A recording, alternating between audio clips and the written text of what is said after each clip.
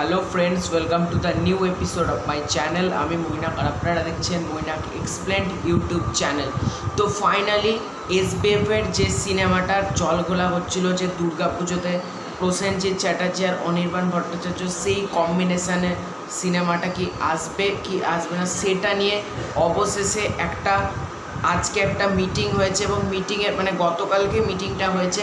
আজকে একটু আগে একটা খুব সুন্দর একটা খবর পেয়েছি, কাজে মনে হলো তোমাদের সাথে শেয়ার করা দরকার। তো ভিডিও শুরুতেই বলবো, তোমরা যদি চ্যানেলে ফার্স্ট টাইম ভিজিট করে থাকো চ্যানেলটাকে অতি অবশ্যই সাবস্ক্রাইব করে দিও, ভিডিওটা ভালো লাগে লাইক করে দিও, কমেন্ট করে জানাতে পারো তোমাদের ওপিনিয়নটা। তো চলো, তো এসবিএফের যেটা রাহুল মুখার্জি, তোমরা জানো বাংলাদেশে গিয়ে উনি একটা চরকি ওটিটি প্ল্যাটফর্মের কাজ লহু বলে একটা সিরিজের শ্যুটিং করছিলেন। তো সেইটার জন্য ফেডারেশনের তরফ থেকে তাকে ব্যান করা, এই খবরটা আমি আগেই দিয়েছিলাম। ফেডারেশন যেটা চালায় তারা হচ্ছে সুদেশনা রায় এবং বনি সেনগুপ্তর মা পিয়া সেনগুপ্ত। তো তারা ব্যান করে দেয় এটাকে, ঠিক আছে।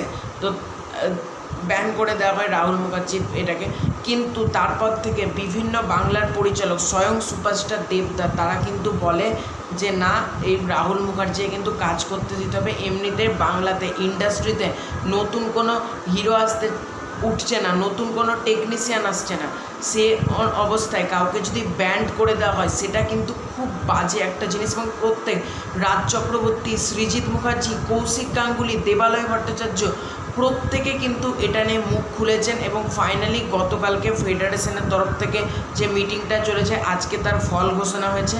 তো মিটিংয়ের মাধ্যমে যেটা জানতে পারছে, রাহুল মুখার্জির শাস্তি কিন্তু তুলে নেওয়া হয়েছে এবং শোনা যাচ্ছে নাকি রাহুল মুখার্জি জাস্ট বাংলাদেশে রেকি করতে গিয়েছিলেন যে লহু সিরিজের শ্যুটিং, তিনি এখনও শ্যুটিং স্টার্টই করেননি।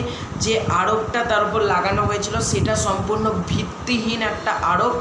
এবং যেটা মাঝখানে এসবিএফ একটা নোটিশ দিয়েছিল যে সৌমিক হালদার এটার ডাইরেকশনের দায়িত্বে থাকবে এবং ক্রিয়েটিভ প্রডিউসার হিসেবে থাকতে চলেছে আমাদের রাহুল মুখার্জি। কিন্তু আজকে যে খবরটা পেলাম সেটা হচ্ছে এসবিএফ প্রথমবার যেটা ঘোষণা করেছিল আজকেও সেটাই হলো, এই সিনেমা প্রসেনজিৎ চ্যাটার্জি এবং অনির্বাণ ভট্টাচার্য সিনেমার ডাইরেকশান দেবে হচ্ছে রাহুল মুখার্জি এবং এই সিনেমাটোগ্রাফারের দায়িত্বে থাকবেন সৌমিক হালদার, ঠিক আছে।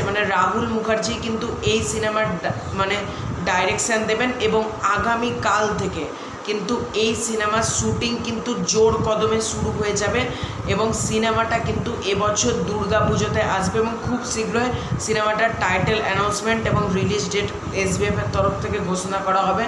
তো যার ওপর স্বয়ং মিস্টার ইন্ডাস্ট্রি প্রসেনজিৎ চ্যাটার্জি আছে তার ওপর কে কথা বলে, তিনি উত্তম কুমারের পর যদি প্রকৃতকে মহানায়ক হয়ে থাকে সেটা কিন্তু প্রসেনজিৎ চ্যাটার্জি, ঠিক আছে। তো ভালো লাগলো ব্যাপারটা দেখে যে এসবিএফ কিন্তু এবার তাদের সিনেমাটাকে নিয়ে সরব হচ্ছেন এবং তাদের সিনেমাটা কিন্তু আসতে চলেছে।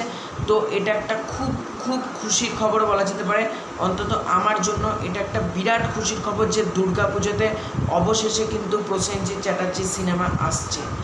তো ভিডিওটা ভালো লাগে তোমরা ভিডিওতে একটা লাইক করে দিও, চ্যানেল নতুন হয়ে থাকলে চ্যানেলটাকে ডেফিনেটলি সাবস্ক্রাইব করে দাও। তো খুব শীঘ্রই দেখা হচ্ছে একটা ইন্টারেস্টিং ভিডিওতে, ততক্ষণের জন্য বাই বাই।